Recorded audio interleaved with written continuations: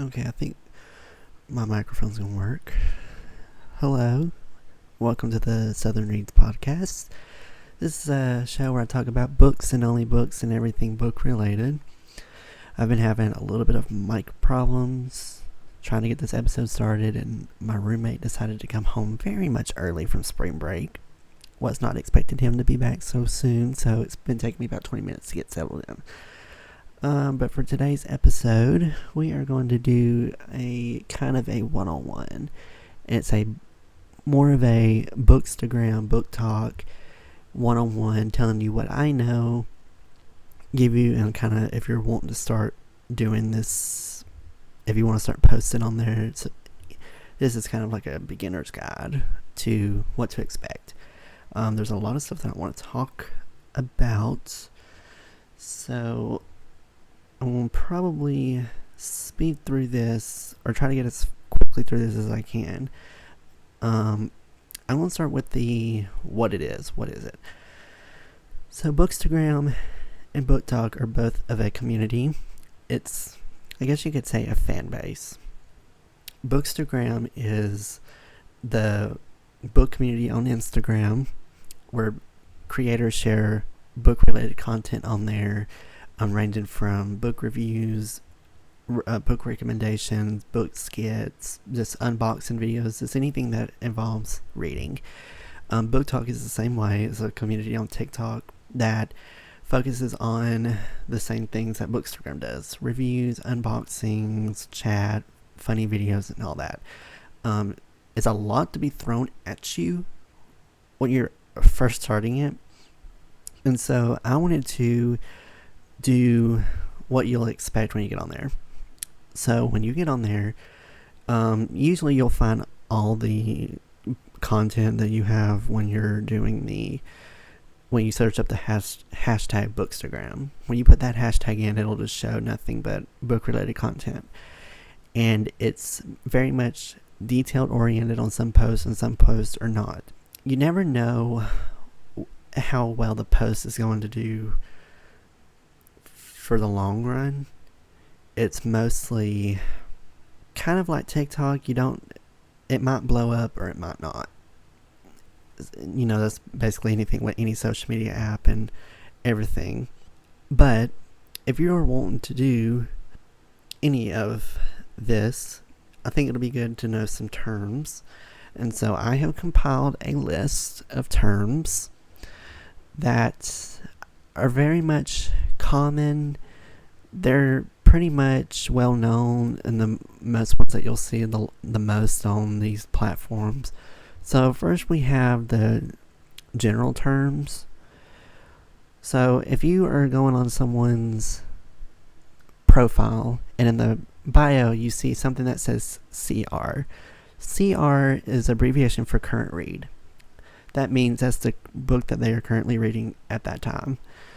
They'll either post it on their Insta stories, they'll post it on TikTok, but it's mostly in people's bios.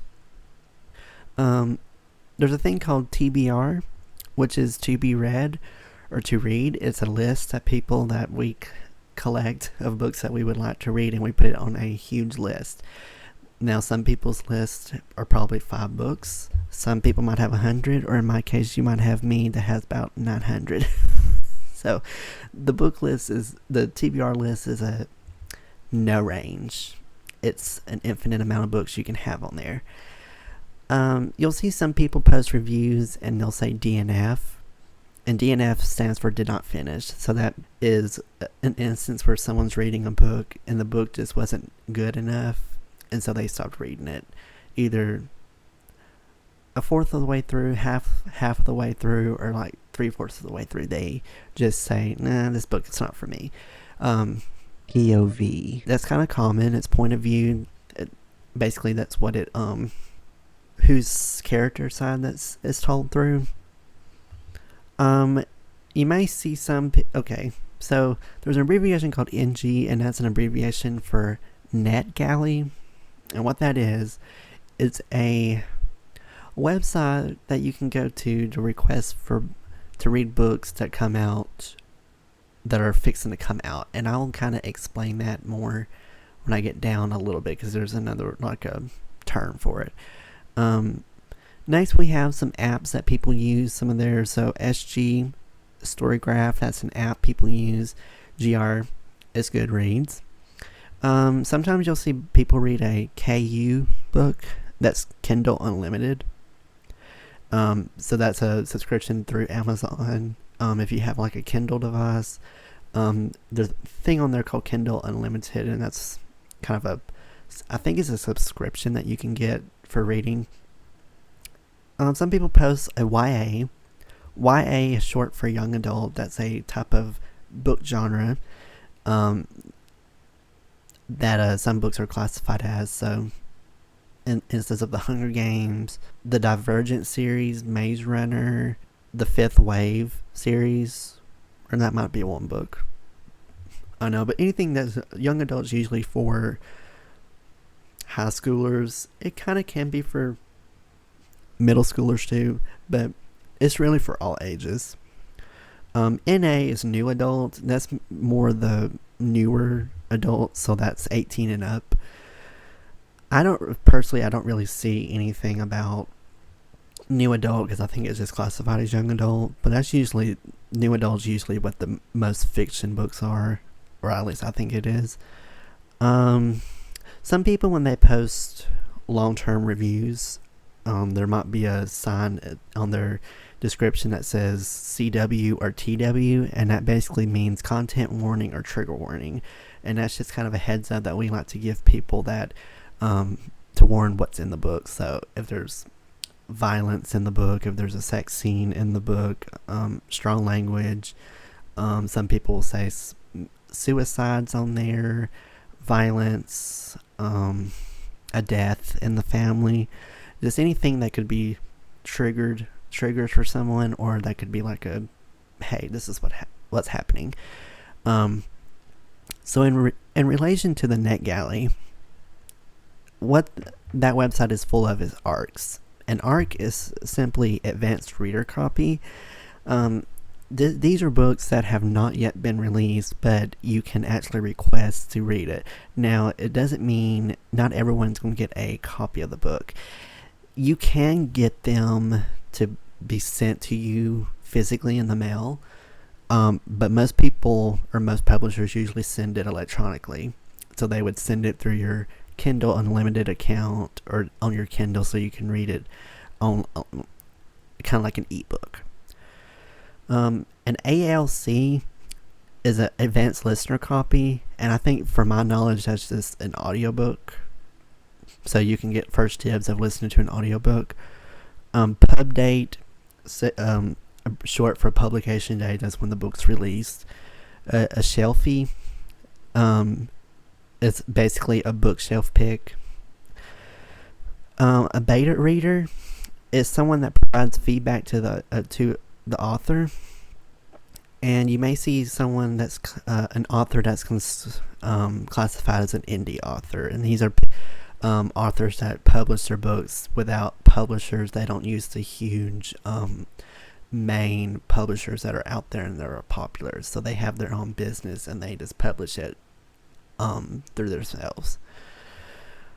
Alright, the romance section is where most of the terms come from, so I'm going to try to speed through this as quickly as I can, because there are so many romance terms on here, it's actually insane. So, and some of these are in a lot of books, but a lot of people use these terms for romance for some reason. So the first one is MC, and that's the main character. I mean, that might be taught in school, MC, so MC is the main character. Someone that's referred to as an MMC, that is a male main character, so it means the main character identifies as male. And FMC is female main character, that means that the character identifies as female. Some of the romance books are MM, and if you see that it means that it's a gay romance. So it's two people of the same sex is that kind of romance, so it's that kind of character arc. I've not heard this much, but I think it's good to put in here OTP, and that's one true pairing. I've not really heard of it, but it sounded familiar, so I just put that in here. Fade to black, that means that there's a steamy scene in a book, but no sex happens on the page. So now we get more into the sexually explicit stuff. So closed door, this is meaning that sex is implied, but it happens off the page, so you don't really hear the full details of the scene on the page. Now, open door, however, is sex and it happens on the page. So you read what's happening, they tell what's going on, you basically know what's happening every second. If a book is considered spicy, that means it has sexually explicit material in it. That's very, very common in the romance. If you're reading a romance novel, that's very... there is a subgenre called romantasy, and that means it's a fantasy novel and a romance novel combined together. So it has a fantasy aspect, but also has a romance aspect. And now there are also other terms that I did not write down because it was just too much, and I wanted to not take time in doing that. And these are more not terms, but these are just tropes, and tropes are kind of I don't know exactly how to explain it, but it's a overall situation that happens in a book, if that makes sense. So some romance book, and this is all romance related, there's an age gap. So that means you might have someone that's 20 that's dating someone that's 40.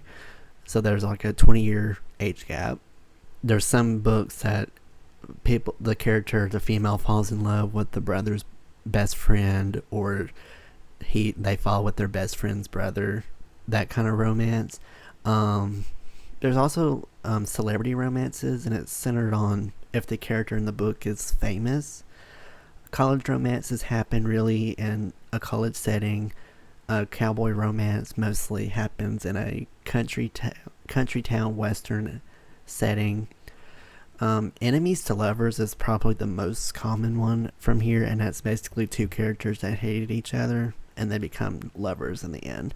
So they start out as enemies, and then they slowly start to like each other, and then they kind of come together.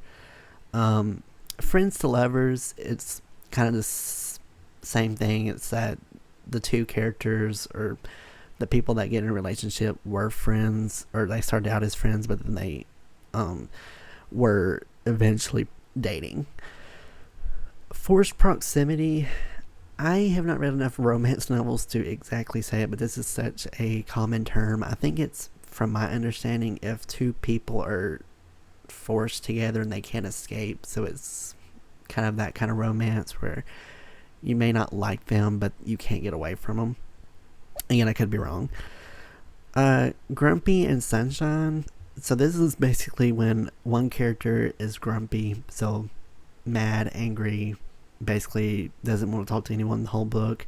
And then sunshine means that the person's happy, bubbly, full of joy, never sad. That's the kind of romance. So it's kind of like an opposite attract kind of thing. There's also a thing called holiday romance. This mostly happens at Christmas. I can't tell you how many Christmas theme books there are out there for that, but holiday can really happen on any holiday. So 4th of July, Halloween, Thanksgiving, New Year's, any holiday, but Christmas seems just to be the most popular one.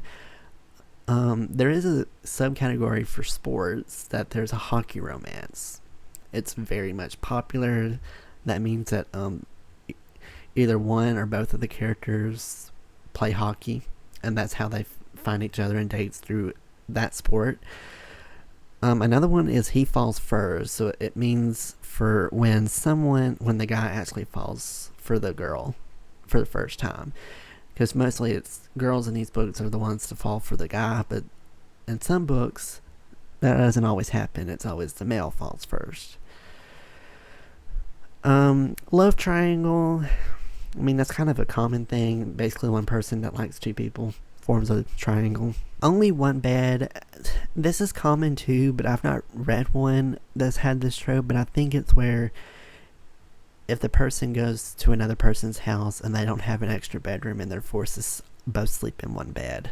I think that's what only one bed means. Rivals to lovers is sort of the same thing to enemies to lovers. Basically, you don't have a really good bond, but yet y'all fall for each other. It's kind of the same, but I guess there's different terms. Royalty is very much common, so that means if they're any type of royalty, king, queen, prince, princess, any type of majesty aspect that they have to their name, that's what that is. Small town romance means that it's a romance novel that takes place in a small town. Single dad means that the woman falls for a man that's divorced or widowed, so he's now a single dad. Sports romance, that means any romance that happens from a sport, so basketball, baseball, golf, tennis, volleyball, baseball. I might have said baseball already, but any sport, really, that's what that trope is. There's also vampire romance. That means either one or both of the characters are vampires. Workplace romance that happens and occurs in the work at your job. Exes to lovers. I mean, common. You weren't once dated and then y'all got back together, essentially. Young adult romance. It's basically a romance novel targeted for the young adult audience, so for younger kids. And then some books have a zombie aspect to it as well, and that's basically one or both characters are zombies. That's all that is. There's also some other just common terms. There are some popular authors that you'll see a lot on Instagram and TikTok if you join these communities. If you ever see a book with the hashtag or abbreviation SJM, that's an abbreviation for author Sarah J. Maas. She actually wrote the series A Court of Thorns and Roses, which that book's also abbreviated, so you may have heard people say ACOTAR or ACOTAR. If you've ever heard of the phrase TOG, TOG, I guess is what you could say. That's Throne of Glass. CC is for Crescent City. That's another book series. JKR, J.K. Rowling. She wrote the Harry Potter series. Coho is similar to Colleen Hoover. She's a contemporary romance novel author. She had a movie come out recently. It Ends With Us. That came out last year, or like a few months ago. Imhen, it's Emily Henry. She's another author, and I've got to take a quick break, and I'll be right back. Hold on. Alright, I'm back. I had to take a phone call. It's my mom calling about someone might contact me about a job, so I had to take that right then. So, back to what I was saying. So, we have just like 3 more terms. There's a term called reading slump, and that's when you're uninspired to read. It's common to have reading slumps here and there where you just don't feel like you're in the mood to read, or you just don't have any energy to read. It's common, and there's nothing wrong with that. There's also a thing called a book hangover, and usually is in the terms of when you've finished a really good book, but it can also be you've kind of read an awful book, but you didn't want to stop reading it. So book hangover mostly is for that. And lastly, the last term that I have is mood reader, and this is when someone doesn't stick to their TBR list. So mood readers usually they want to read a romance novel next, or they want to read a supernatural novel. They want to read a old classic. So it's a book that can be from your to be read TBR list, but you don't have to fully go off that. If you're in the bookstore and you see a book that you like and it seems interesting, you can buy it and read that next. There's no guideline to it or anything. So that's all the book terms that I am aware of and know of. Next, what I wanted to do is talk about some of the apps, common apps that people use for these for reading tracking, and mostly it's about book tracking apps of what you use. I use three apps mainly. Goodreads is the most common one that a lot of people use. It's an app where you can track books that you would, if you have an interest in it, you can save it and it'll just physically add it to a TBR list. But on here it's like want to read is the same thing. You can track what you're currently reading. You can create your own bookshelves. You can do a whole lot of stuff on here. You can follow people. You can leave reviews. You can only rate books. You can track your reading progress. So is an update progress where you can say, oh, I'm on this page out of this certain amount of pages. Each one has a new there's also multiple editions on there. Another app that people use is Storygraph. That's kind of the same thing as Goodreads, but it's a little different. You can still do the same things as others, save books, track books that you're reading. It does do some tracking and stats. So there's more like charts. It'll give you some statistics on the books you've read for that year. It'll tell you, it does like a whole breakdown. I really like it. It's actually really nice and it's real fun to use. And then you can leave reviews, rate books as well. Same thing. Fable, I think, is newer. It's the same thing. It's basically an app that you use to track books that you want to read, books that you are currently reading. On here on Fable, you can join book clubs. It's clubs that people have created that you are more than welcome to join. It's basically any book club. It ranges from a community type to just randomized books that are focused on one genre. So a lot of these apps kind of have the same thing to them. It's kind of an overall, they're overall related to one another and what in terms of what you do, but some of them just have a few more aspects than others. Most of the app, all of them, of those three, are free. You don't have to pay anything. I think some of them on Storygraph there might be a premium option, but Goodreads is free. I don't think you have to pay for anything on there. And I think Fable is free as well on everything. There might be a subscription, but I just use the free option because the free option covers it enough for me. When you're posting for some apps, a lot of people like to use graphics, and they like to have a common theme for their how the book review and how the post looks. So it's a lot of editing. So Canva is a very popular book app or design app, essentially, where you can decorate and design how you want the front of the book to look, and then you could write like a review or something on there.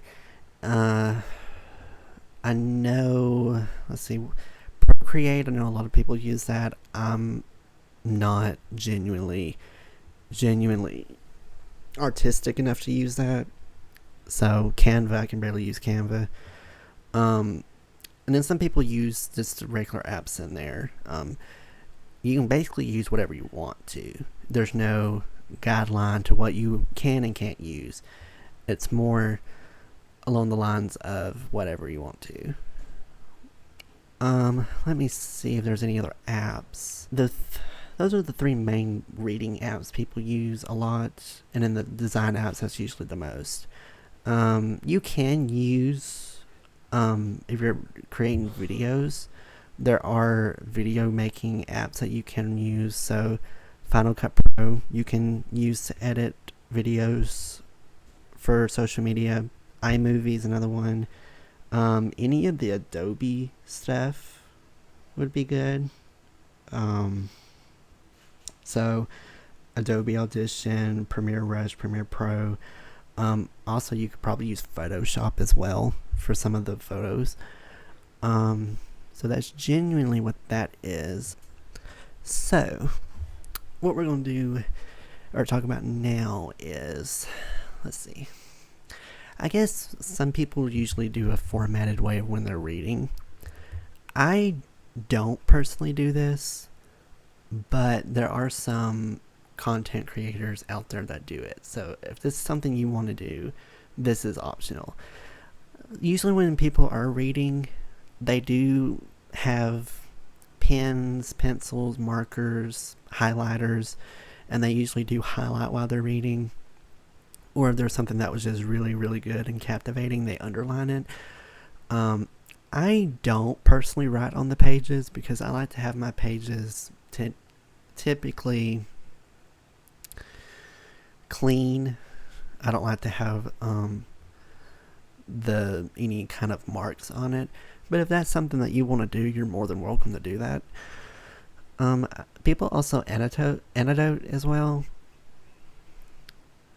I don't know what the term is. It's one of the you can find them at any craft store or really any office supply store. So Walmart, Target, Office Depot, Office Max, Staples. It's a little slips. I think they're about an inch tall or wide, and they're about an inch wide, but they're very long lengthwise. I think they're like anecdotes. I think that's how you call it, where it's this little slips. You can also use that as well if you don't want to use pens or any kind of utensils to write and damage the pages. You can put a thing and color code it. I'm trying to think of anything. Some people, and now this kind of does drive me up the wall a little bit, but some people do redesign the front covers of books. Like they'll take the cover, and usually it's for paperback, and they'll rip it off. I wouldn't advise you to do that. But if you are artsy and you want to design and kind of make your own book cover, you can do that. But every time I see it, it just makes my skin crawl up the wall because I'm like, oh, you don't, okay. It really drives me insane. You can also do that. There are some guidelines that you do have to follow when you're on these apps or when you're in the community. One is don't really be or use hateful words and be attackers, and that's basically bullies, people that just hate for no reason. The reason for these communities is for a nice, very much a very well fit in community. So it's like any fan base. You don't want to be excluded. You want to accept everyone for who they are. You want to set for whatever they believe in. You have to be respectful for them. If you're for the second one, and this can go for any of the apps I'm talking about. These are for both TikTok, Instagram. If you're if you're writing a book review and the book that you wrote was, I would say, under 2 stars or less, it could be 3 stars at most. If you didn't really like the book and you don't give like a good rating for it, don't tag or at the author in the post. Don't tag the author to the post in the picture. Don't at them in the bio or nothing. Keep the bad reviews or the DNF reviews untagged and don't let the authors see them. I think hashtags are fine, but just don't tag them in anything or at them. And that's the same thing on either or, and it can be on videos as well. You don't want to do that. You are more than welcome to. Another thing is follow people. Um, so, and it's not real popular anymore, but when I first started it, there was a thing called follow trains. I wouldn't do those because those are mostly people that want followers. And they'll follow you back, and then after some time, they'll just secretly try to remove you so that they can still have the followers. I wouldn't do the follow trains, which are not really popular anymore. Um, the engagement groups, because there are some groups that do engagements. I'm not a huge fan of those because they have a lot of very strict guidelines and rules that you have to follow, and it's just more of a it's just not really fair how some of them do the guidelines and anything. So unless you're really desperate and really need some boost and engagement, don't do the engagement ones. I don't recommend it. But I think that's all everything that I mentioned. I'm trying to sit here and think really, really hard before I end it. If there's anything else I need to add, you can post any book on there. It could be a book review that's 10 pages. It can be one that's over 1,000 pages. It doesn't really matter. Don't get mad or kind of lose hope if you post and you don't get a lot of views or you don't get a lot of likes or comments. That's not your fault. It's not the viewer's fault. It's the algorithm's fault. It's the app's fault for not boosting the post. So don't blame yourself. Have your own style. I wouldn't copy anybody. You can obviously get influenced, and you can be very, very much inspired by them, but just don't copy and do exactly what they do. Have your own twist to it. But you're more than welcome to copy them in the sense of inspiration. But you can still do the same thing they do. Also, if you want to collab with brands, that's fine as well. I know a lot of content or profiles that are pretty much have a large following get brand deals and stuff. If you want to start making money that way, you can. I don't know the full process of how to get paid, but it's possible. And you can really do any kind of book review. Like for this podcast, you can make anything. It could be a series on any social media app. It could be a podcast show. It could be really anything. So all Bookstagram and BookTok is just you kind of exploring and seeing what you like and basically posting stuff that you want to post. Of course, if anyone has questions or has any concerns, you are more than welcome to reach out to me. Follow the Southern Reads podcast. It's available on Spotify, Apple Podcasts, Amazon Music, and iHeartRadio. I also have another podcast, Lethal Venom. It's a show that's very much randomized. I talk about really anything with the honest truth. It's available on the platforms I just mentioned. If I do get any more platforms to take the podcast, I will definitely let you guys know, so you can have more chances and opportunities of recording or listening to them. Let's see. On social media, I'm southern.reads on Instagram and TikTok. You can follow me on there. You could have behind the scenes actions. But yeah, southern.reads on TikTok and Instagram. You can follow me there, and essentially on Instagram too, where you can kind of keep updates on the podcast, and then you can also follow me there to get a chance to participate in the surveys. I didn't have a survey for today or for this episode, but I do have a lot of surveys built up, so there's more coming. But all that being said, I think, if you also want to follow me personally, I'm the Noah Show on Instagram and TikTok. 3 W's at the end of the show.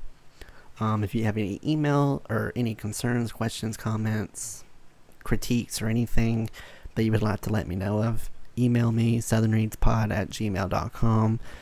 Just make sure that in the subject line you say what you're writing about. I think that's everything I've covered. I do appreciate you all for listening, and I will definitely have more for you soon. Hope y'all have a great rest of your day, and stay safe out there, and I'll see y'all in the next run.